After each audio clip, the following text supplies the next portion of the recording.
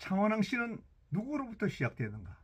이 얘기를 창원왕 씨 여러분에게 알려드리고자 합니다. 저는 창원왕 씨 호정공파 28세 황정보입니다. 족보명은 병렬입니다. 호정공파 시조는 1160년경 의양군, 지금의 창원시 의창구에서 정조호장을 지내신 휘량자 충자이십니다. 이것을 알게 된 것은 족보의 기록에서입니다. 1519년 창원왕씨 호정공파 12세 휘 사자우자께서 창원의 도사로 발령을 받고 창원으로 내려가십니다. 내려가시면서 일기를 쓰기 시작하셨습니다. 일기는 1518년 중종 3년 12월 14일부터 쓰기 시작하여 1520년 9월 8일까지 일기를 썼는데 제목은 제영남일기로서 한글본으로 번역해 있습니다. 1519년 2월 3일 오후에 창원 동상방 마루에서 잔치를 열었다. 창원에서는 창원왕씨가 도사가 내려왔다는 소식에 황씨들이 구름같이 모였습니다.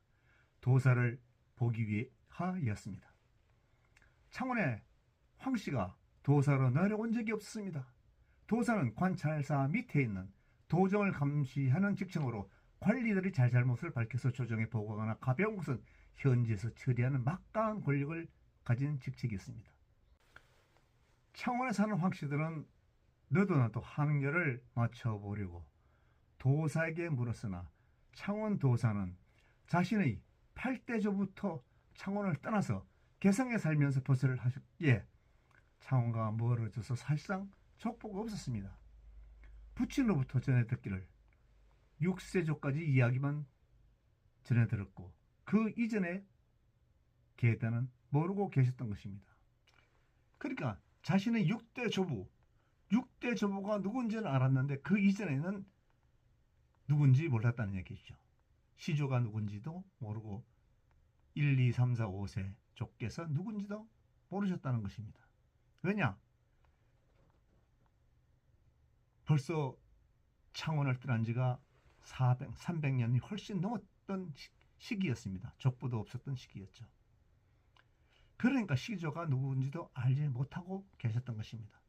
그래도 창원에 사는 황씨들은 어떻게든 연을 만들어 보려고 했습니다. 1519년 9월 9일에 함안에 머물렀는데 황치손과 황계은이 회상 황씨와 같은 성씨라서 족보 두 권을 가져왔다. 그러나 족보를 아무리 봐도 알 수가 없었습니다. 맞춰볼 수가 없습니다. 그래서 후일 창원에 가서 살펴보고 그 족보는 돌려주기로 했습니다. 그러니까 이렇게 족보를 가져온 분들은 회산 황씨입니다. 회산 부원군 황씨죠. 창원이라는 지명은 1408년에 명칭이 생겼기 때문에 그렇기 때문에 의치 황씨 또는 회산 황씨라고 불렸습니다. 그러니까 창원 황씨라는 명칭은 1408년에 만들어졌는데 그 이전은 의청 황씨 또는 회산 황씨라고 불려졌다는 얘기입니다. 창원 도사가 족보를 찾는다는 소문에 창원의 황씨들은 널리 그 이야기가 퍼졌습니다. 황씨들에게 널리 퍼졌습니다. 그래서 황씨들은 이 도사가 족보를 찾는다 그러니까 어떻게든지 족보를 찾아서 이 도사와 자신들과 연결을 지어보려고 노력을 했죠. 최세영이라는 사람이 있습니다. 최씨와 황씨가 마치 무슨 인척관계로 있느냐 계속 도사가 내려오기만 하면 달려왔고 1519년 12월 25일에는 황향이라는 분과 족보 이야기를 하기 위해서 찾아왔다가 그리고 11월 26일에는 최세영은 황원이라는 분과 함께 와서 황원이라는 분의 족보를 도사께 드렸습니다. 그것이 창원왕씨의 족보입니다. 후일에 밝혀진 것이죠. 그렇지만 이 족보를 받고서도 이 족보에서도 자신과의 연결점을 찾지 못했습니다. 그것이 1519년 11월 26일입니다. 황원에게서 받은 족보가 이게 족보인지 가첩인지는 알 수 없으나 이 족보에는 최소한 1세부터 12세까지 기록은 있었을 것이라고 추정됩니다. 그러나 족보를 아무리 보아도 창원도서께서는 6세주인 황진백의 함자까지만 알았지 그 이전의 선조에 대해서는 알지 못했습니다. 창원에서 멀어진 지가 300년이 지났기 때문입니다. 5세, 6세, 7세, 8세, 9세, 10세, 11세 자신까지 8대가 내려왔기 때문입니다. 솔직히 말해서 조선 중력까지 족보가 제대로 있었던 집안이 있나요? 문중이 있나요? 없습니다. 그러니까 우리 호장공파 12세 휘사자우자 할아버지께서도 1519년까지 그때까지 이미 창원을 떠났기 때문에 족보가 없었던 것입니다. 그러나 창원에서는 계속 1세조부터 계속 족보를 써내려왔다 이런 얘기입니다. 그게 족보인지 가축인지는 알 수가 없습니다. 도사 임무를 마치고 한양으로 돌아왔으나 도무지 족보의 내용과 자신이 어떤 연관인지 알 수가 없습니다. 1524년 부친께서 작고를 하십니다. 그래서 영주로 내려가서 초막에 3년상을 치른 동안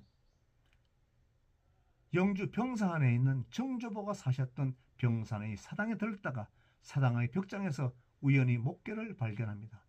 단단히 밀봉한 목계를 열어보니 그 안에는 노비문서와 재산 목록과 그리고 가첩이 있었습니다. 이 가첩을 살펴보니까 가첩에 기록된 선조님들의 기록과 창원에서 황원에게서 얻어온 내용이 딱 일치를 하였습니다. 1527년 1월에 족보를 정리하고 족보 서문을 기록하면서 이런 내용을 기록하였습니다. 그래서 창원왕씨 호장공포의 족보가 1527년 1월에 최초로 발간된 것입니다.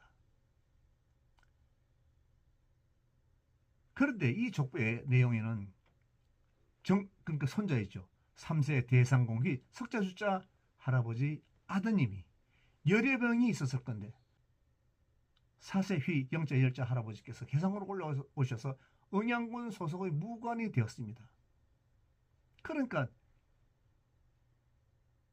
족보를 기록하기를 4세 휘 영자 열자 할아버지의 직계만을 기록하고 있습니다. 분명히 황원에게서 받아온 족보에는 여러 명의 형제가 있었을 건데 방계는 전혀 기록하지 않고 직계만을 기록을 해갔습니다. 그리고 1607년 이 족보를 기본으로 족보가 또 만들어졌습니다. 이것이 창원왕씨 호장공파의 정미보입니다. 정미보에 족보를 최초로 만드신 영원공기 사자우자 할아버지 서문을 먼저 올리고 그 다음에 1607년도 족보를 제작한 분들이 서문과 발문을 기록하였습니다. 그리고 1711년에는 다시 족보를 발간하니 그 족보에도 1527년도의 서문과 1607년도의 서문과 발문을 기록하였습니다. 그리고 1711년에 서문도 기록했죠.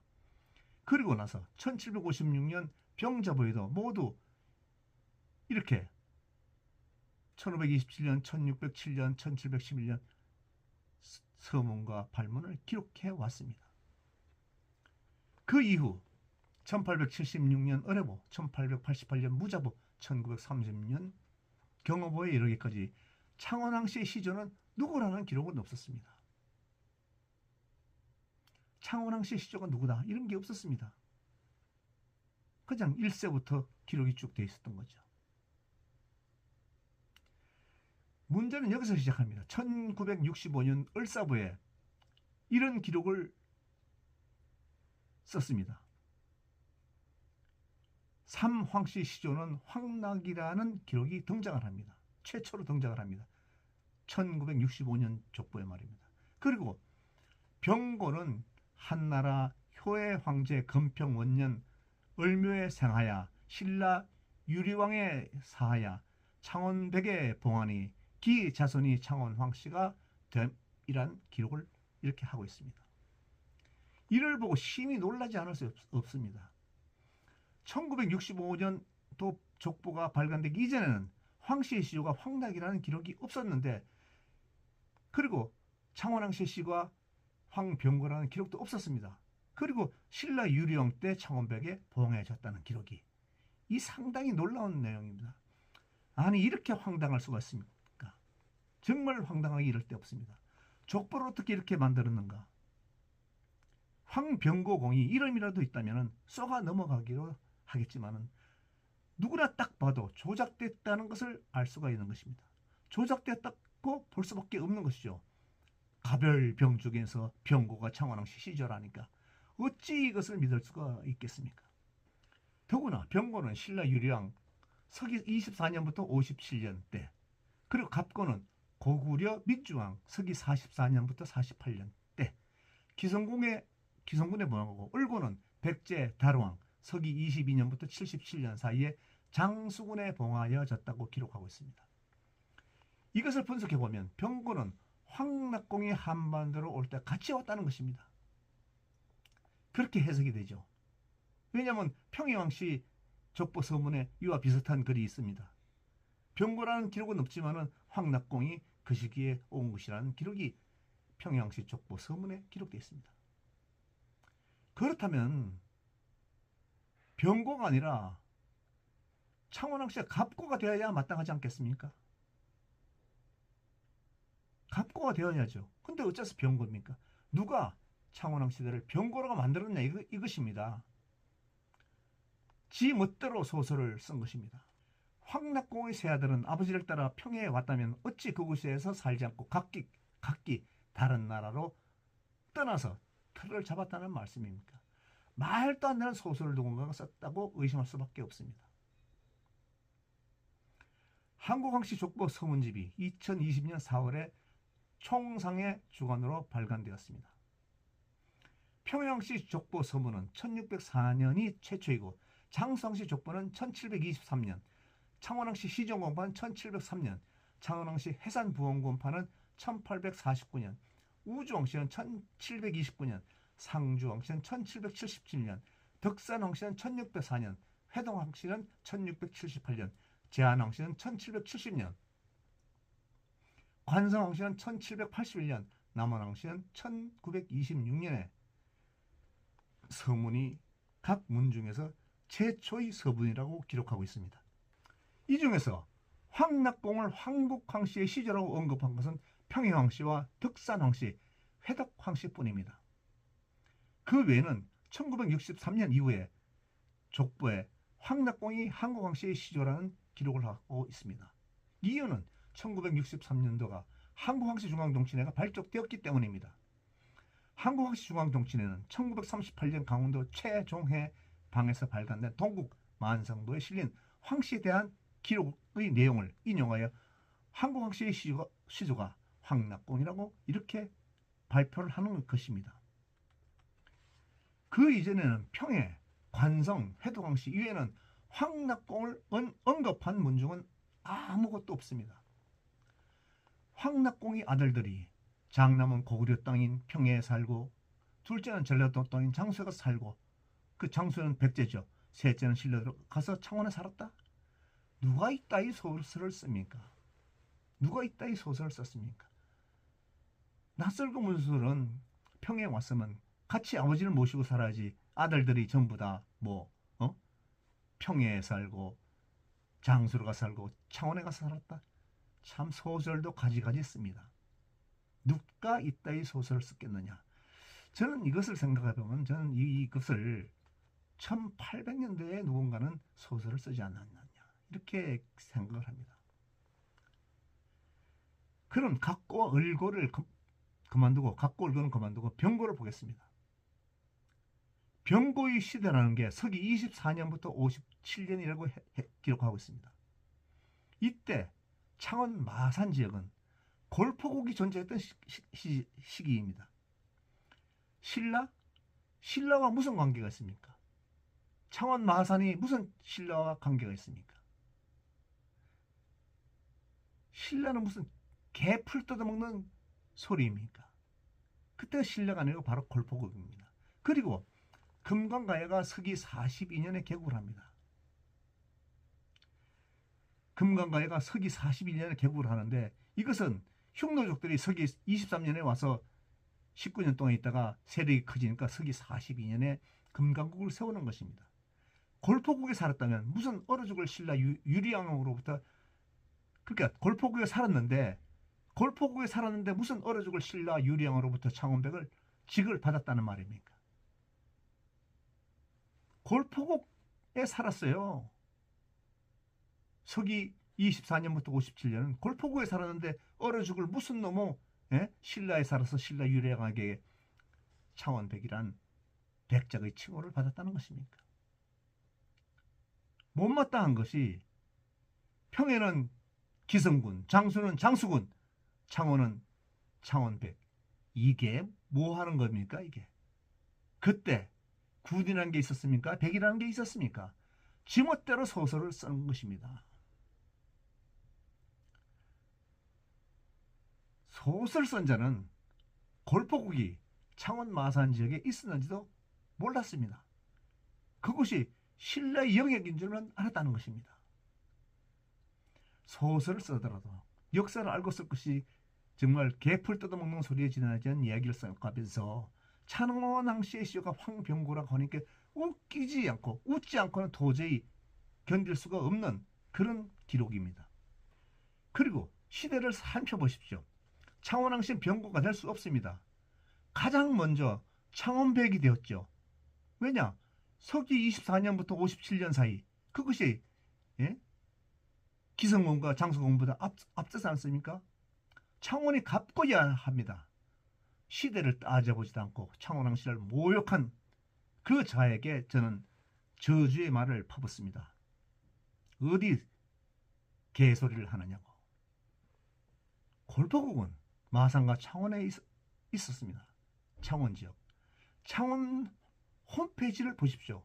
그곳에도 기원전 1세기 또는 기원 후 1세기라고 애매모호하게 써두긴 했지만은 골포국이 있었다는 것은 분명하다는 것을 알 수가 있습니다. 그리고 그 골포국의 유물들이 창원의 의창구 다우리에서 유물이 발견되었습니다. 그리고 놀랍게도 붓이 발견됐습니다. 붓이란 것은 한자를 알았다, 글자를 알았다, 그런 내용입니다. 골포국의 존재에 대해서 제게 제일 처음 알려준 분은 박동 박사입니다. 이분은 한국 황씨의 성씨의 기원이라는 책도 쓰고 여러 가지 책을 발간했습니다. 마산 창원 지역과 김해 함안 지역까지 거북구자가 들어간 지명이 현재까지 많이 남아있다는 것은 그곳이 황씨들의 집성촌이라는 것입니다. 거북이는 황씨의 토템입니다. 제 가슴에도 이 거북이 배지가 보이죠. 이것이 황씨 토템입니다. 거북이 모양에서 누를 황자가 그려졌습니다. 각골문 시대에 만들어졌다는 것입니다. 그리고 서기 42년 김해의 구지봉에서 골포국과 흉노족 김탕의 무리가 전투를 벌입니다. 이때 흉노족들이 부른 노래가 구지가입니다. 거부가 머리를 내밀으라. 만약 내밀지 않으면 구워서 먹으리. 이 노래는 구지봉 위에 있는 골포국 황씨들에게 구지봉 아래에 있는 흉노족들이 내려와서 싸우자 하고 야곡을 올리면서 부른 노래입니다. 안 내려오면 불질러 버리겠다. 화공을 사용하겠다. 결국 골포국 황씨들은 이 화공을 사용하는 흉노족들에게 전투에서 지검합니다. 그래서 김해 지역을 빼앗기고 창원과 마산 지역에서 살면서 금강국과 같이 살아갑니다. 그러나 212년 포상팔국의 전쟁이 있었습니다. 즉 포상팔국은 전쟁은 서기 209년에 함안과 전쟁이 있었고 그리고 3년 뒤에 212년에 포상팔국이 또 금강국을 공격하여 전투를 하여 금강국을 점령해버립니다. 그러니까 금강가야는 싸우지도 않고 항복을 해버립니다. 뭐 신라가 지원을 했다. 김부식은 그렇게 해서 신라가 이겼다 그러냐면 어떻게 이겼는데 울산까지 공격을 합니까? 울산은 신라의 영역이었습니다. 신라의 영역까지 포상팔국은 공격을 해가는 것입니다. 그래서 포상팔국은 전쟁이 이긴 후에 금강국을 그냥 점령하여 복수하지 않고 그대로 살게 합니다. 왜냐하면 인구가 많아졌는데 어떻게 내쫓을 수도 없기 때문입니다. 그리고 한 가지 더 소설을 쓰려면 제대로 써야 하지 않겠습니까? 서기 28년 이때 평해는 고구려 땅이었습니다. 그래서 갑고가 고구려 민중왕의 기성군에 봉하여졌다. 그렇다면 황낙공 유리왕 5년에 한 번 내왔다고 기록하지 말고 고구려 민중왕 몇 년에 평해에 최척하여 구대림과 같이 왔다고 이렇게 기록해야 되지 않겠습니까? 그렇게 기록하지 않고 신라 유리왕 5년에 이렇게 기록한 건 신라인이 아닌데도 신라인이라고 기록한 오류를 범한 것입니다. 그리고 평해 구시들은 이런 말을 하지 않습니까? 자기들은 663년에 황낙공과 함께 일본으로 사신을 가다가 풍랑을 맞아서 평해에 표착했다. 이렇게 주장을 합니다. 시대 차이가 무려 600 그러니까 한 40년이 나나요? 그리고 병고가 유리왕에게 창원백에 봉하였다. 아주 지랄을 합니다. 창원은 그 당시에 골포국이지 유리왕하고 아무 관계가 없습니다. 병고의 기록은 황낙공에게 가져다 붙인 것 또한 소설을 쓴 놈이 제정신이 아니었던 것입니다. 한마디로 역사도 모르는 자가 개풀 뜯어먹는 소리를 글로 써서 황시대를 우습게 만들었던 것입니다. 분명한 것은 그 기록에 병고는 25년에서 57년 사이에 창원백에 봉해졌다. 이 기록은 말도 안 되는 얘기죠. 다시 말해서 창원 지역은 그 당시에 골포국의 영역이었다 하는 것입니다. 이 당시에 골포국이 있었습니다. 골포국은 마산, 창원, 진해 영역이었습니다. 진해까지 영역이었습니다. 아니 더 나가죠. 함안까지 그리고 김해까지의 넓은 영역이었습니다. 골포국이 계속 이렇게 유지되다가 신라의 아틸다 흉노족 세력이 신라 22대 지정왕 시대에 경주로 들어옵니다. 법황왕을 내몰고 금강가요를 복속시키고 7살 진흥왕을 왕위에 올린 후에 정권을 차지하면서 서기 540년에 골포국마저 복속을 시킵니다. 흉노족들이 한반도에 들어온 것은 서기 23년에 김수로라고 불리는 김탕, 김탕 중국의 태수였는데 후한의 강무적에 쫓겨서 한반도로 들어왔고 경주 김씨 김할지는 그 뒤 50년 뒤에 한반도로 들어왔습니다.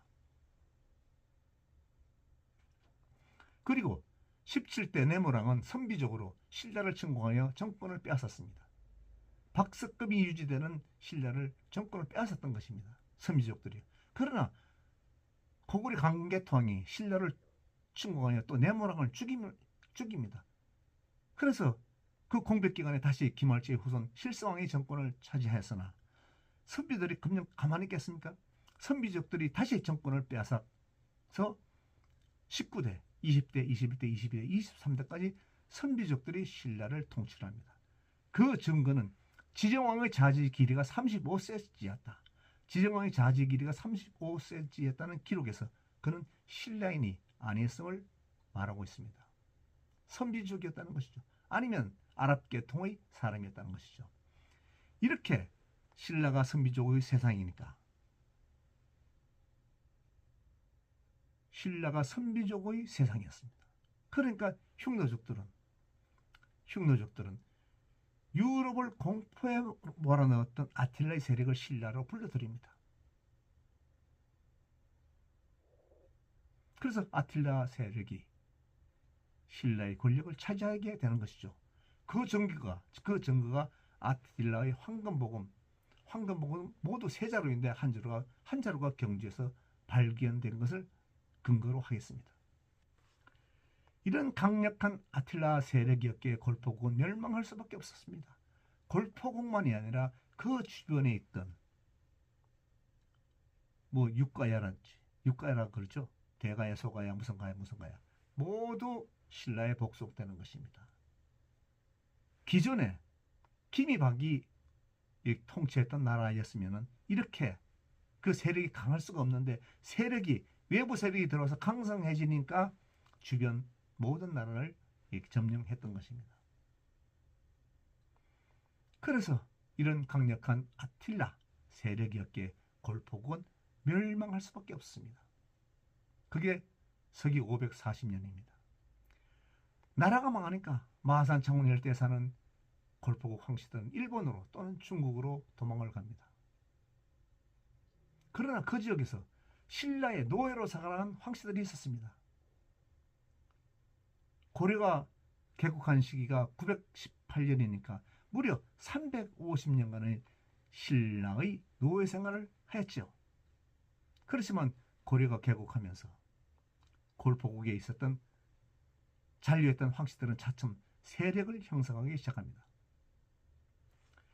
골포국이 정확히 언제 건국했다는 기록을 찾아보기 어렵습니다. 그러나 기원전 648년 또는 기원전 541년에 중국의 황국이 멸망하고 한반도로 이주한 황씨들이 마산만으로 들어와서 살면서 골포국을 건국했을 가능성이 많습니다. 그러나 이 기록은 없습니다. 그런데 기원전 356년 중국 진나라의 성상이시던 황경수공이 진나라 효왕이 상을 등용하여 진법을 시행하자 이를 반대하였습니다. 그래서 미움을 사게 돼서 언제 죽임을 당할지 몰라서 동생 황경태, 황경덕의 모든 가족을 데리고 한반도로 건너온 것입니다. 상당히 많은 황씨들과 그리고 식솔들이 건너왔다는 것이죠. 이것은 기원전 314년에 한반도에서 출생한 황홀공이 중국 초나라로 공부를 하러 가서 전국시대의 사군자라는 유명한 춘신군에 봉해짐으로써 춘신군이 남긴 족보의 기록에서 그 근거를 찾을 수 있습니다. 다만 황경수공이 딱 마산으로 들어왔다는 기록은 없으나 황씨들의 집성촌인 거북구자가 들어간 지명이 많이 남아있다는 것을 근거로 하고 둘째 근거는 구지가입니다. 그래서 중국인들도 황씨 시절은 황경수공이라고 합니다. 이 황경수공이 골포국의 왕이라는 주장을 합니다. 중국 청도의 태수였던 김탕이 김해로 와서 금강가연을 세우지 않습니까? 태수였던 자가 와서 조그만 나라지만 이 금강가연을 세우는데 일국의 성상이었던 황경수공이 많은 가족들 데리고 많은 재물을 가지고 왔는데 왜 나라를 세우지 못하겠습니까? 나라를 세우지 못할 이유가 없죠. 그래서 골포국은 황씨의 나라라는 것입니다. 그리고 이곳에서 1160년경 두 명의 호장 가문이 나타납니다. 창원 지역에는 황양충이고 마산 지역에는 황존의십니다. 창원은 당시는 의양군이었고 의양군에서 정조호장을 하신 분이 창원왕씨 호정공파의 휘양자 중자 할아버지입니다. 그리고 황존호공은 마산 지역의 호장을 지내셨습니다. 이 기록은 창원왕씨 호장공파 족보에 기록되어 있습니다. 황양충공은 호장공파 시조이고 황존호공은 그 황양충의 정손자인 황영렬공에서 처가가 동천황씨입니다. 그러니까 황씨끼리 혼인을 했습니다. 동천황씨의 정조부로, 그 부인의 정조부로 기록이 되어 있고 호장이라고 딱 기록이 되어 있습니다. 따라서 창원왕씨 시조는 실체도 없는 황병고가 아니라 황경수공이 시조라는 주장을 합니다. 창원왕씨는 시중공파, 공유공파, 호정공파 3파가 이제 통합을 하려고 합니다. 통합에 있어 해결해야 할 문제는 시중공파의 족보가 영 석연치 않다는 점입니다. 한눈에 봐도 이것은 문제가 많다는 것을 알 수 있습니다. 이것을 시중공파 자체에서 고쳐야 한다는 것입니다.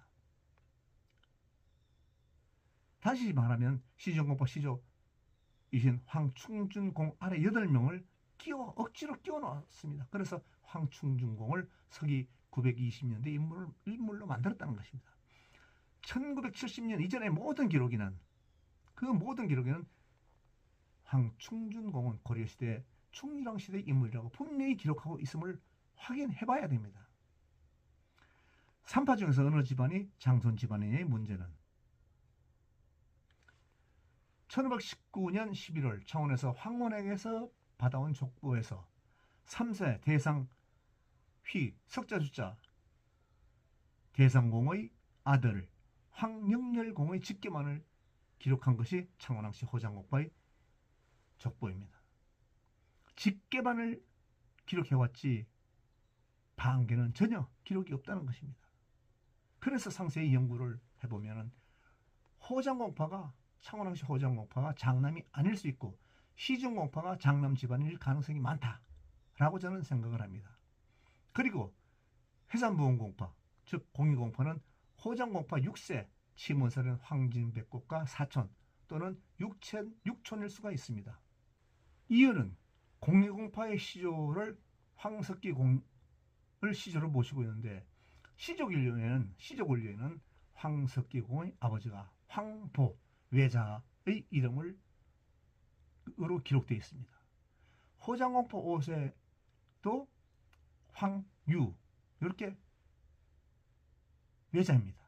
그리고 황유, 황보 이렇게 5세 맞고 그리고 해산부원공파와 족보를 따져보면 시조로 모시는 황석기 황석기공 이분은 우리 6세조와 같은 학렬입니다. 그리고 상주왕씨 이 족보를 보면 상주왕씨 시조는 상주국을 지은 황석주라고 기록하고 있습니다. 호장공파의 3세조도 종이품을 지는 대상공이라고 기록하고 있습니다. 그러나 이 두 분은 고려사에 아무 기록도 없습니다. 상주국이나 대상공을 하면 고려사에 등장할 정도가 돼야 됩니다.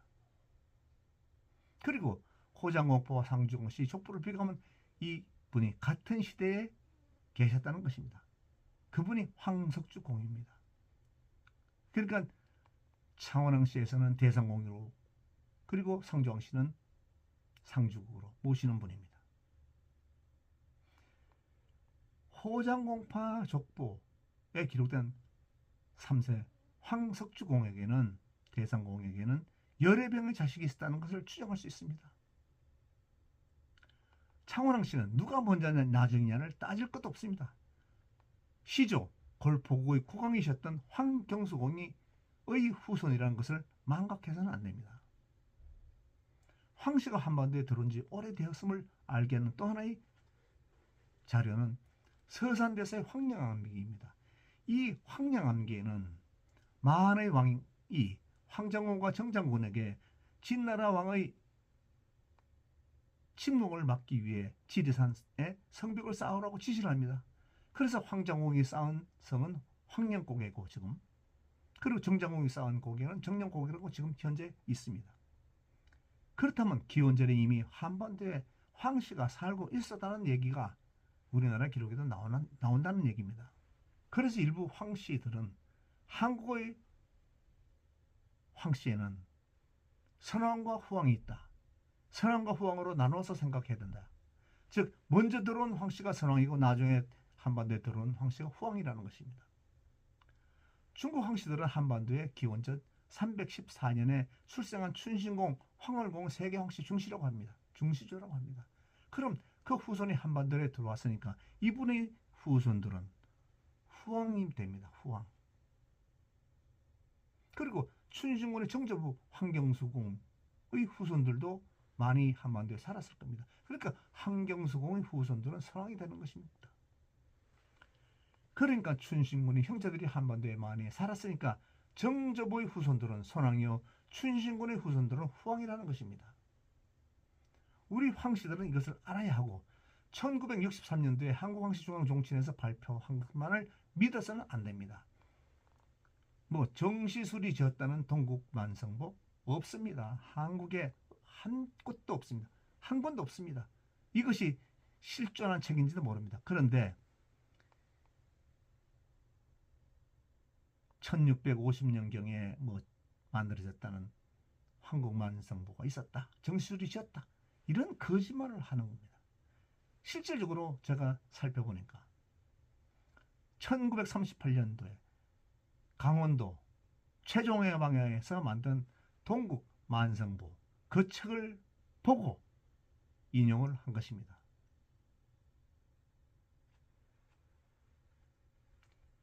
창원항 씨 여러분, 창원항 씨가 통합한 이후에 연구해 나가야 할 과제가 바로 이것입니다. 창원에는 골포국이 있었다. 창원에는 땅만 파면 유물이 나옵니다. 그런데 창원시청에서는 유물을 조사할 생각도 안 하고 건드릴 생각도 안 합니다. 창원 지역에는, 창원과 마산 지역에는 왕등급 고분이 2개가 발견됐는데 이미 다 도굴되었고, 그래도 그것들 더 이상 연구를 하지 않고 덮어두었습니다. 땅만 파면 유물이 나옵니다. 어느 시대의 유물일까요? 바로 골포국 시대의 유물이라는 것입니다. 근데 창원시청에서는 움직이지 않고 그냥 덮어둡니다. 발견됐다고 하도 덮어둡니다. 예산이 없다는 핑계입니다. 창원학시대들이 통합을 하면 먼저 종사위원회를 만들어서 힘을 합하여 창원시청을 방문하여 이것을 시정하게 하고 골포구의 역사를 발굴해야 한다는 것입니다. 장시간 들어주셔서 감사합니다. 창원항 소장목파 28세 황정보였습니다.